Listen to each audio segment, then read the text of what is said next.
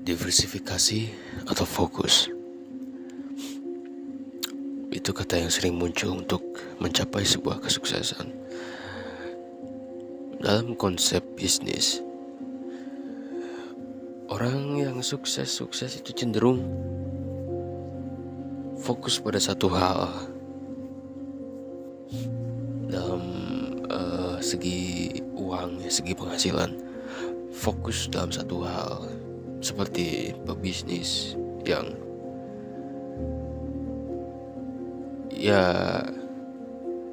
orang terkaya di dunia, Elon Musk itu kan, dia fokus pada satu hal. Ada konsep yang namanya noise dan signal. Here's what I learned. Look how wildly successful he was. But here's why.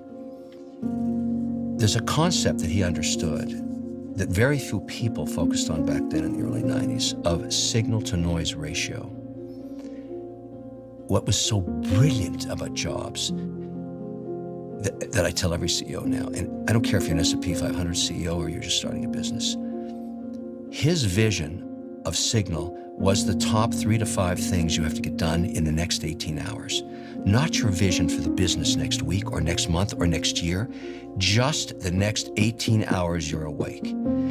You're going to get those 3 things or those 5 things done that you have deemed critical for your mission. They must get done today. Anything that stops you from doing that is the noise. So this signal-to-noise ratio to be successful for Steve Jobs was 80-20. 80 signal, 20 noise. And I knew that to be true with him because he would email me at 2:30 in the morning, expect me to get back to him, because back then we didn't have texts, it was all email. He was right. He was right. And the only other person that I've seen that has a higher ratio than that is Elon Musk. I'd say focus on signal over noise. A lot of companies get confused. They spend money on things that don't actually make the product better. For example, at Tesla, we've never spent any money on advertising. We put all of the money into R&D and manufacturing and design to try to make the car as good as possible. He has no noise.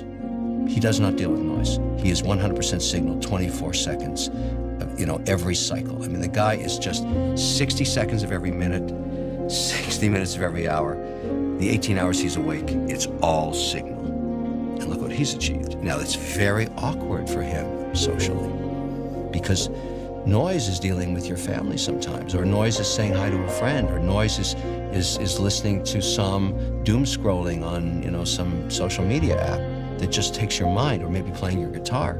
But very few people on earth, and if you go back in history, you're going to find out that the geniuses of their time were close to 100% signal. Jadi signal adalah sekumpulan kegiatan yang akan membuatmu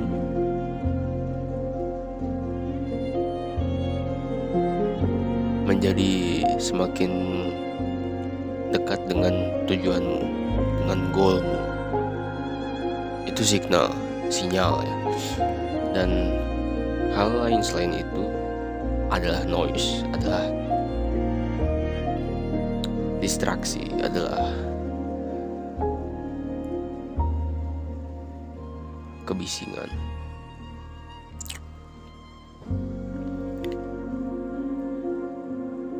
Fokus.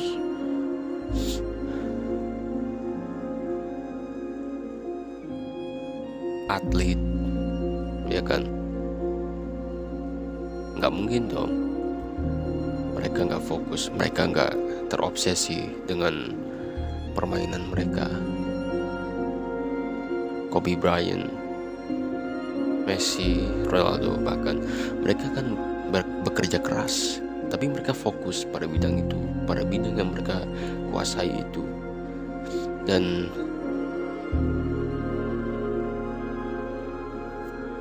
mereka fokus untuk melatih badan mereka pada batas yang maksimal kan. Dengan tanpa memikirkan hal lain. Ada manajemennya sendiri, kayak soal keuangan gitu. Itu ada manajemennya sendiri, ada yang ngurus. Jadi mereka bisa fokus pada permainan mereka. Dan pebisnis yang terpilih menjadi sukses adalah orang yang fokus pada suatu bidang, satu hal, satu tema yang membuat mereka akhirnya monopoli pasar dan mencapai titik kesuksesan yang mutlak. Kadang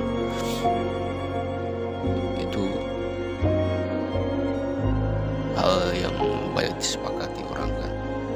Kalau mau sukses di awal itu harus fokus dulu pada satu hal. Nah, setelahnya baru investasi diversifikasi buat mengkalikan kapital yang udah didapat dari pekerjaan fokus sebelumnya. Masalahnya di sini adalah saya gak bisa fokus pada satu hal.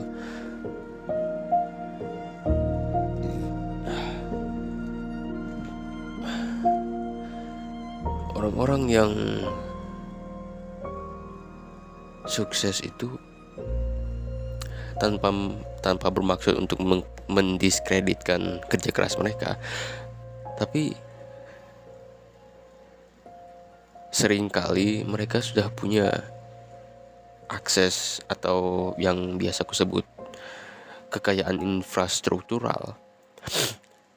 Jadi kan orang miskin di Indonesia beda dengan orang yang miskin di Amerika misalnya.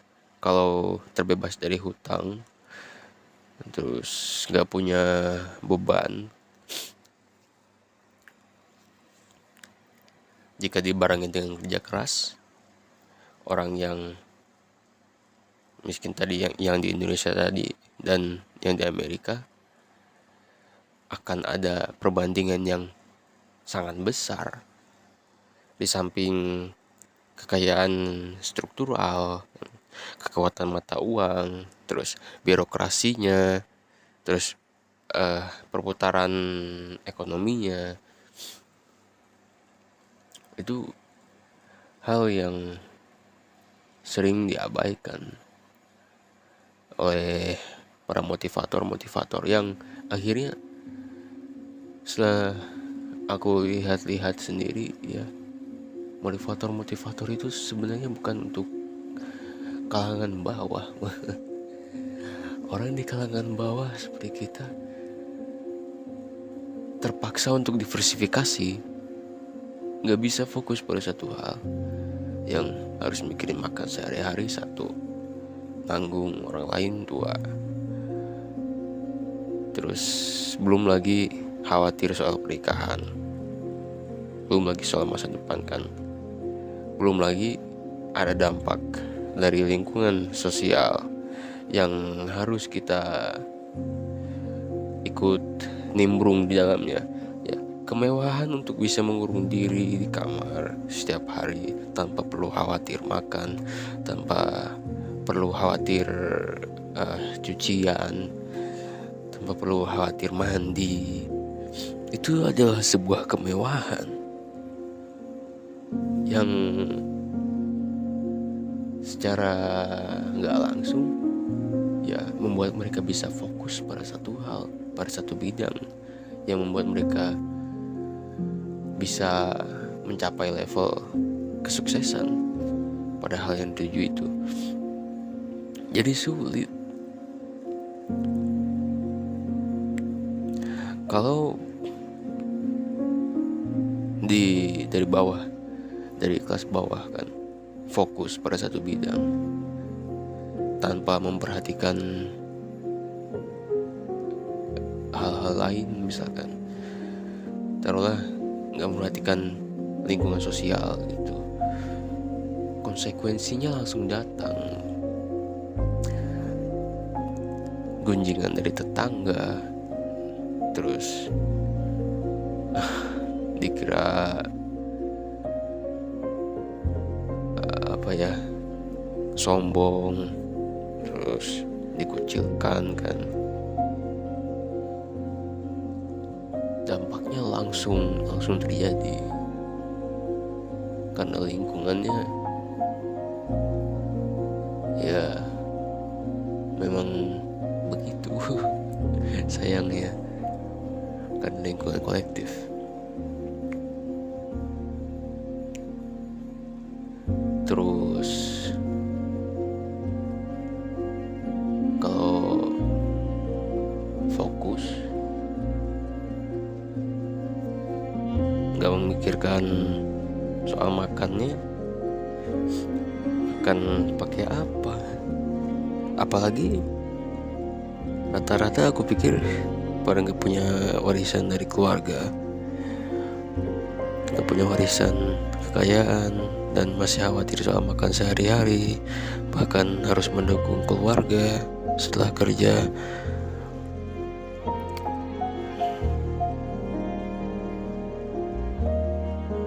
Dilema jadinya. Inilah kenapa banyak orang yang di kelas bawah berpikir bahwa menikah itu akhirnya menjadi solusi, yang tadinya idealnya adalah yang laki-laki jadi bisa fokus kerja untuk meningkatkan kemungkinan menjadi sukses dan perempuan menjadi support.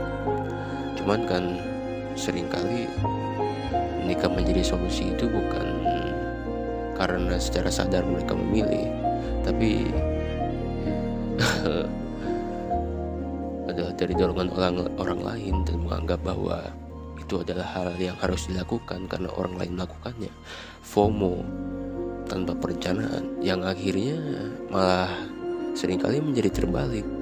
Si laki-laki bermalas-malasan, dan malah si perempuan yang akhirnya menjadi tulang punggung keluarga. Si perempuan kerja plus harus mengurus suaminya, plus harus mengurus anaknya. Dan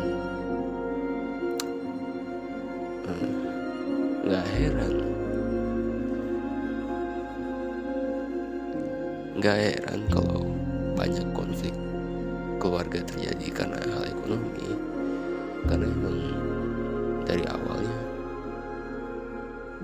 kebanyakan gak tahu apa yang sedang mereka lakukan dengan hal yang mereka jalani.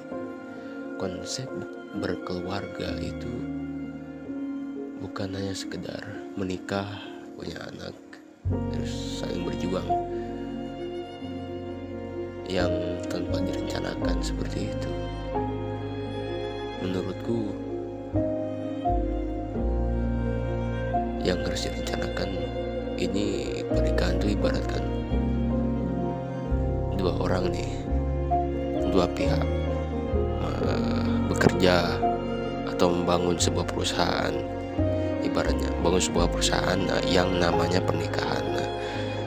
Bagaimana kedua pihak ini bisa mengembangkan perusahaan itu menjadi perusahaan yang besar, perusahaan yang bonafit, perusahaan yang menghasilkan profit besar, mengembangkannya, dan bahkan memberi manfaat pada lingkungan sekitarnya.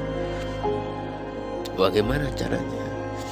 Jadi bukan soal antara si pihak A dan pihak B, antara mereka berjuang demi satu sama lain, enggak. Itu menurutku masih pendekatan yang kurang pas ya. Menurutku idealnya adalah kedua pihak itu memainkan game yang sama, menjalankan tugas saling melengkapi dengan tujuan yang sama, demi sesuatu yang lebih besar dari diri mereka sendiri. Jadi berkeluarga itu lebih ke mengembangkan keluarganya itu, mengembangkan perusahaan kan dalam hal ini. Bukan hanya soal antara si A dan si B ini,